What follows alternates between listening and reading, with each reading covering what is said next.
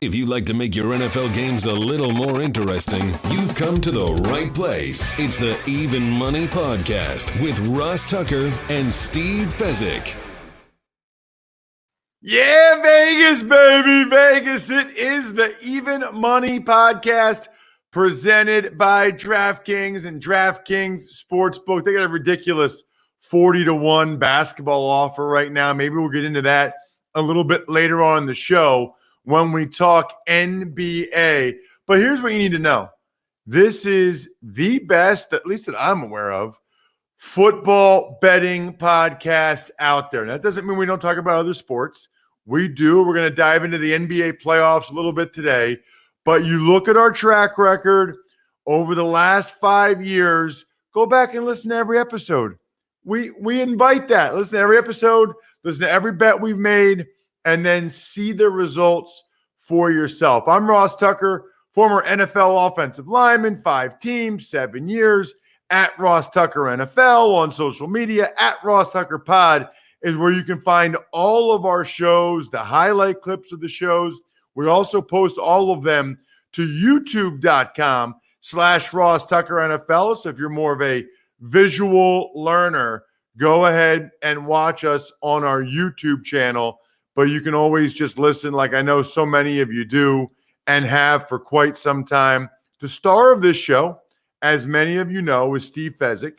He is the only 2-time winner of the Super Contest at the Westgate out there in Las Vegas. He is the numbers guy. Typically, I'll give you more my insight as a former player when we're talking NFL. When it's other sports, I'm pretty much leaning heavily on Steve's thoughts and what he brings to the table. You can check him out at Fesic Sports and only at Fesic Sports on social media. Steve, how are you? I am tremendous, Ross. Breaking news, Las Vegas, in my opinion, has announced the pandemic. It's in the past. We are moving forward. We are opening up. Our cases are not exploding. Despite that, my past weekend, very hard to get a parking spot on the strip, high limits on all the blackjack tables on the strips, social distancing, pretty much a thing of the past in Vegas. It is exciting. Hopefully we didn't open up too soon. I don't think that we did with their vaccination rates going up. Vegas is excited. Yeah, you know, I don't follow this stuff that closely. I will say I've done a couple of things recently where it certainly felt like things were a little more back to normal, which was really fun, you know, being out to dinner or out, you know, with a group of people. And it felt like more normal. Although I think I saw a tweet right before we started the show where Pennsylvania actually had an uptick in cases last week. So I don't know. I guess I would say if you're going to go back to normal and you're going to go back to doing things like that with other people and social gatherings, hopefully you're vaccinated. I'm not here to make any judgments or anything. I just don't want you guys to get COVID. So, or if you get it, to get sick. So if you're going to go back to normal, hopefully you already got vaccinated. Evidently, a decent amount of people in Pennsylvania, Steve, went back to normal, but they're not vaccinated. I have a theory about that you've got the cautious people, the ultra cautious people stay home. The cautious people, for the most part that I know, all got vaccinated. And the folks that are like, well, it's not going to dictate my life and it's my body people, a lot of them already caught this 5 months ago. So that you're at a point where maybe you're not completely at herd immunity, but you're at a point where if you add up the vaccination rates along with the prior exposures, you're getting darn close to herd immunity. So this is what's really cool, by the way, about doing a show like this or any show. Had no idea that we were going to talk about this as of 2 minutes ago. Absolutely no idea that we would be getting Steve Fezzik herd immunity thesis thrown at us. You might be right, though, Steve. I like it. So you're excited about that because on some level, it makes it harder for you to just run around and place your bets, right? If it's hard to find a parking spot and stuff. True, but you got to remember all those drunken tourists, and I got to experience that firsthand this past week. They tend to make bad bets, and they tend to oftentimes make big bets, which can move lines at sports books, giving the professional bettor value playing back after a sports book operator says, you know what? I don't really respect that bet that much, but I got to answer to the higher up suits. If I got to make this big payout, let me get a little money back in the other direction. Got it. All right. Well, so there's a lot to get to today. We need to get to some NFL totals and future stuff that has stood out to us over the course of the past week. I know you have some MLB ideas you want to get into. We also have to absolutely dive into this NBA stuff a little bit as well. The NBA playoffs are underway, Steve. But I want to start, I think, with your MLB ideas, because you were texting me. You're clearly not real happy with the state of Major League Baseball. You know, Steve, I don't really know anybody that is. Like, I don't know anybody right now saying baseball's awesome, baseball's great the way it is. I guess I wonder, with all the no-hitters and the ERAs and the batting average down, I'm sure they've already made the adjustment on people taking the under in all these games, right? Yes. In fact, today we're seeing a Colorado Mets game. Now, granted, DeGrom is pitching, but the total is 6. So 6 was a thing of the past just a few years ago. And there's a prop, runs, hits, errors, which is an excellent proxy, if you will, basically for action, things going on the ball diamond. 21.5 runs, hits, and errors. That's as low a runs, hits, and errors prop line as I have ever seen. So you're going to go to a ball game almost 3 hours, and you're only going to see 21 runs, hits, and errors. There's just not enough going on, Ross. Back in the 70s, baseball was great. Hits and runs, triples. It was a national pastime. Now, if baseball had just been invented, no one would go and watch it. It's similar to boxing. The only people that like boxing over UFC and the only people like baseball over football, in my opinion, are the people that grew up with it, and it's a legacy. But if you just had to evaluate it and it was the first time you experienced both of them, well, baseball is so slow, it cannot compete against the other sports right now.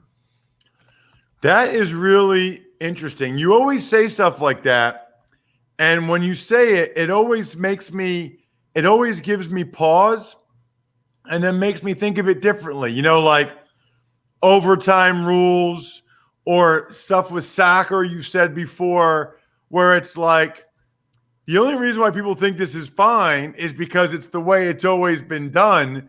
If we started from scratch, or if it started this other way, we'd all think the way they do it now is galactically stupid. Soccer, the clock. So the NBA, I know to the nearest tenth of a second. How hot is that when you see Curry releasing his 28-footer with 0.1 seconds left and it's just left his fingertip? How much time's left in the soccer game? 3 to 5 minutes. I'm really not sure. Just go ahead and drink another beer, and it'll all work out.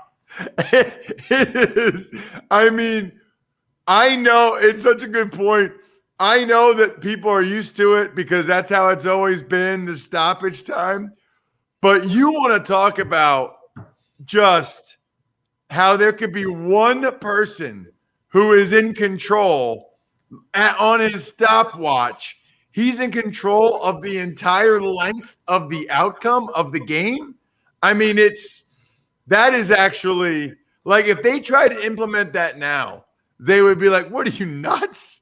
Like, can you imagine the NFL if it was like, coming down to the end, like they call a timeout and the ref has to announce how much time's left because he's keeping it on his watch? Brady's in the red zone. Oops, I'm sorry. The game has ended. Nobody knew. Time's up. Unbelievable. I mean, absolutely unbelievable. So what are your ideas to fix it? Got to get the ball in play. These are all frankly obvious, and we can't have all this stoppage in time. So we're going to lower the mound. That'll be fewer strikeouts. Well, that's a problem. The hitters have too big of an edge. So we'll deaden the ball a little bit more to make it harder to hit a home run. So these launch angle swings, basically big fat softball players hitting high fly balls over the wall, those will become outs. You got to hit it really well to hit a home run. So we deaden the ball. We enforce a pitching clock. Pitcher has to pitch within 10 seconds, and the batter's not allowed to step out of the batter's box. Reduces the game to 2 hours, 30 minutes. And all of a sudden, we have so many more balls in play and action, more hit and runs, much more exciting game. Problems fixed. All right, so question on that. They already did deaden the ball this year, and that's one of the issues, right? They deadened it slightly. Small, tiny adjustment. And frankly, all they did is they were juicing the ball, and now they're not juicing it as much, in my opinion. Deaden it some more. You want them to deaden it even more? Absolutely. There's you see broken bats that go for home runs now, Ross. I mean, back in the 70s, if you saw an opposite field home run, the only guys that could hit one would be like Mike Schmidt or Johnny Bench on occasion. It was so rare to see that. And now it's routine that a guy gets good wood, he gets the barrel on the ball, it goes 440 to the opposite field. But, I mean, on some level, right, that's why they've done everything they've done with launch angles and home runs or strikeouts. I mean, you're the math guy, and everything they do with the shift and everything they do with the batters and the launch angles, it's all based on the math and the best chance to get the most runs, right? Mostly right. So the whole launch angle, pull the ball for the batters is completely correct. The defense has adjusted to that, where with the left-handed hitter, you put the rover, you bring the shortstop into short right center to be basically the softball rover to stop that. And where the adjustment, I'm convinced of this, 20 years from now, these left-handed hitters will all be able to bunt. They'll all be able to go ahead and stop the shift by going the opposite way. If an uncoordinated pitcher can bunt the ball against a charging third baseman and he has a margin of error that's almost nil, certainly a positional player, a professional hitter can hit the ball to the left-hand side with practice. They just don't do it. But what's going to happen is that Billy Beane and the like, eventually the analytics guys will like throttle these hitters and say, look it, you can hit 400 just by bunting every single time. And all you got to do it is every third at bat. And then guess what? Then you can't shift against that batter. And then you can go back to hitting with your launch angle. And for whatever reason, these hitters just have not learned to do it the past 10 years. So you get these big, fat, left-handed hitters look like DeChambeau hitting 220. Yeah, they hit 28 home runs, but they don't help their team. You think you're a little bit spoiled because you grew up in Cincinnati during the Big Red Machine in the 70s? Oh, there's no doubt about it, where you have Concepcion and Geronimo hitting 270, batting 7th and 8th, and you've got all these Hall of Famers. Ken Griffey was like the weak part of the Big Red Machine and the front of the lineup, and he had great speed and hit 300 oftentimes. You know, Rose, Bench, Perez, Foster. We had McRae coming off the bench. He couldn't even start. It was a tremendous team. Yeah, that was people.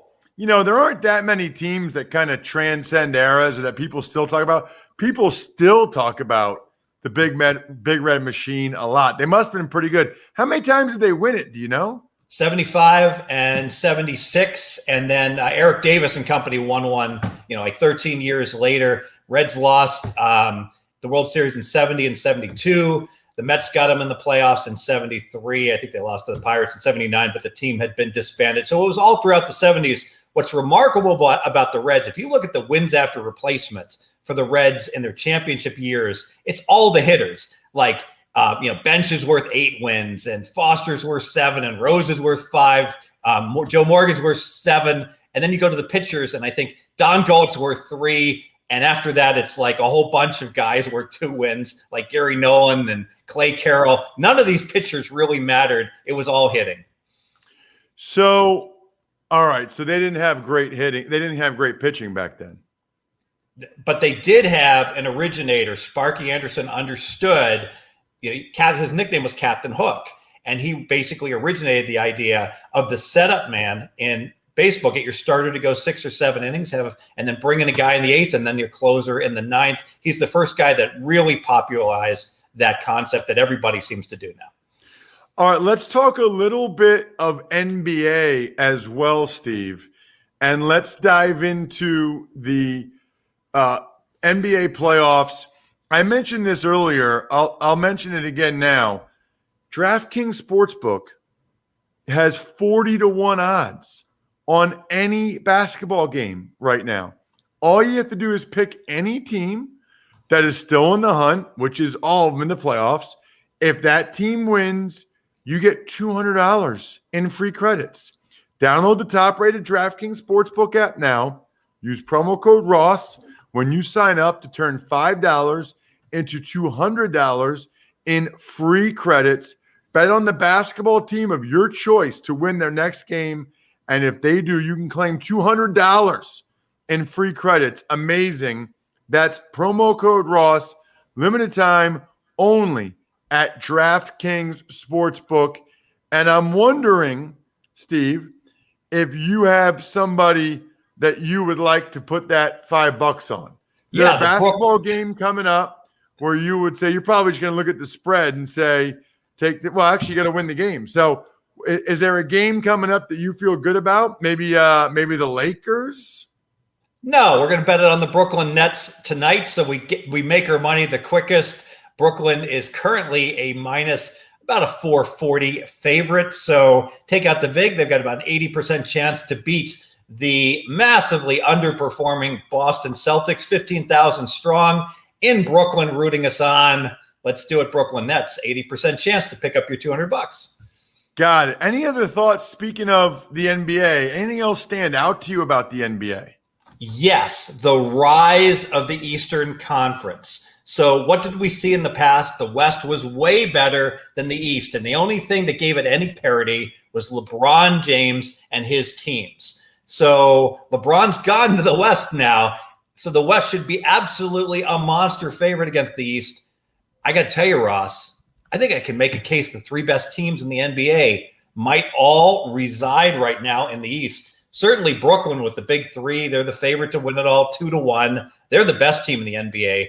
But Milwaukee and Philly, I think you throw a blanket over them versus the Lakers, the Clippers, Utah, and Phoenix. I think all six of those teams are in one category, really close, with Brooklyn being the best. So this is the first time I can remember in 20 years where the top teams in the East are better than the top teams in the West. Has it been that long? I'm trying to go back. It seems like it was LeBron James and nobody else in the East, right? Where it didn't matter whether his team was seeded second, fourth, whatever. LeBron's team was going to get through the East. And we always talked about what an easier path they had. All right. So then how do we monetize that, Steve? Like, are there ways that you see that we can take advantage of that? I think we can unfortunately, nothing clever pops into my mind other than to just wait for the championship. And I think whoever comes out of the East is going to be so battle tested, but the perception is going to be that the West team that gets out of this scrum is going to be a superpower also. And I think the Western team is going to be overvalued based upon that. And I'll likely back, it should be the Nets, but whoever gets through could be Philly. I'll take the Eastern team against the Western team.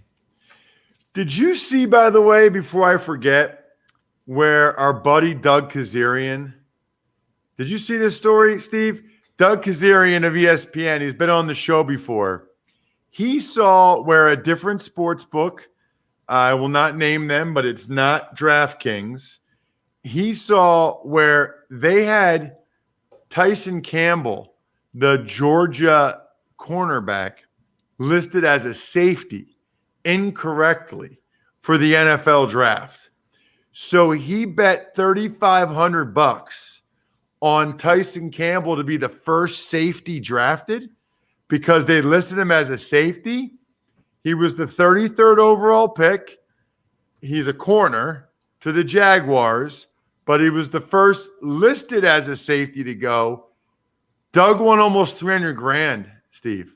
$300,000 on a $3,500 bet because of really what was a clerical error.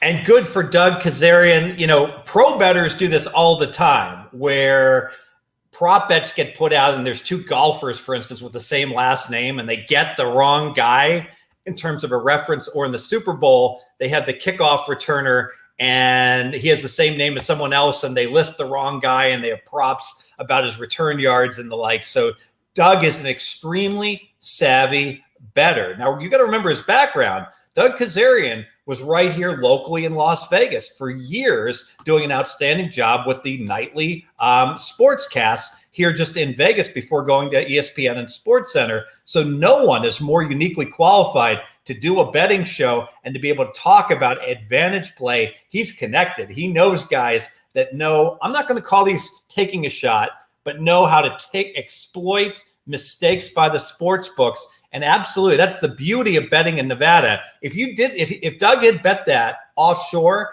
the offshore would have said, Mr. Kazarian, we apologize, but we'll be unable to pay you because this was clearly a bad line. So we're going to grade your wager, no action. However, in Nevada and in most of these different states, the rules are tickets go as listed. So if a sportsbook makes a mistake, they have to pay. Example, I know the Hard Rock one time made University of Louisiana Monroe a 35-point favorite against LSU instead of a 35-point dog. I know someone who bet it just like Doug did on this bet on the money line. They had to pay. If they make a mistake, tickets go as written here in the United States. You know, here's my question. I guess I'm just wondering, like, what happens to that person at that sports book that made that mistake? Well, if I made a mistake that cost Ross Tucker Enterprises $350,000 and it made national media, do you think you'd be promoting me or doing something else? I would not be promoting you. There you go. That would be bad, really bad. I wanted to ask you, speaking of big money and long shots, how about Phil Mickelson, Steve, and what he was able to do? I don't know how many people actually bet on him, not many, but wow, oh wow, you could have made a lot of money on Phil. And I can just hear everyone say, Fezzik, you always say never bet a needle in the haystack bet. And here's a 200-1 bet that won. Don't you think you should rethink it? And I would respond, no. And here's why. Phil was out there for everyone to see at 200-1. Dude was 50. No 50-year-old has ever won a major. So think about this. If over the past 50 years, 100 years, you've been betting and you've taken every guy in every major that's 50 years older or more and gotten, in many cases, much more than 200-1, think about how much money you're down. Eventually, Phil probably had a 1 in 500 chance of winning this tournament, all right? Given what we knew going into the tournament. All right, now he's in better shape. He's playing better than we thought, so maybe it was better, but we didn't know that yet. So call it 1 in 500. Hey, a 1 in 500 long shot each and every day is going to win every year and a half. It happens, and then it gets publicized, and that's why all these sports books make so much money. As they said in The Office, the one big bald guy once said, if you get 100-1 or more on anything, you bet it. When John Bon Jovi wins Best Actor, I'll be a very rich man. Maybe not. What's that from? From The Office.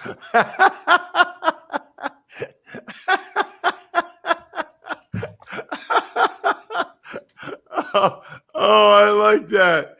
I forget what his name is. Brian? That's his real name. I don't know what he is on the show. I met that guy, actually. I met that guy at a party with my wife. My wife loves that guy. You get anything over 100-1, you take it. Oh, that's awesome. All right. A lot of talk this week as well, Steve, about the NFL, in particular, Aaron Rodgers and the Packers. Any thoughts on what's going on there right now? Are they putting the season win total back up? Are there places we can try to profit from whatever we think is going to happen there? Yeah, so Aaron Rodgers and the Packers, before all this talk about his Jeopardy career and he doesn't want to go back to Green Bay, they had a season win of 11. By the way, Rodgers was very good on Jeopardy. So now the number's back up and it's 9. So what is Vegas telling you about the chance that Rodgers is coming back? Well, I did a quick back of the envelope calculation.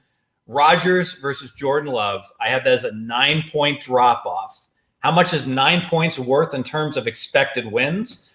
Over the course of a year, that's worth about 4.5 wins. So Green Bay with Rodgers should win 11. With Jordan Love, 6.5. Now, I know they could get another quarterback, but let's just go with the Jordan Love. So Vegas is setting the season win number at 9, almost equidistant between those two numbers, shaded a little bit more to the original number. What that's saying is that Vegas is essentially saying Aaron Rodgers has only a slightly more than 50% chance to be with the Packers this year based upon that current number. That is really interesting. They wouldn't get another quarterback, by the way. I mean, it would be Jordan Love. They already got Bortles to be like the veteran backup or whatever, but they drafted Jordan Love in the first round, traded up to draft Jordan Love in the first round for a reason. That's interesting. I mean, somebody is going to find out at some point, Steve, whether Rodgers is going to be there or not, and they're going to make a bunch of money from it.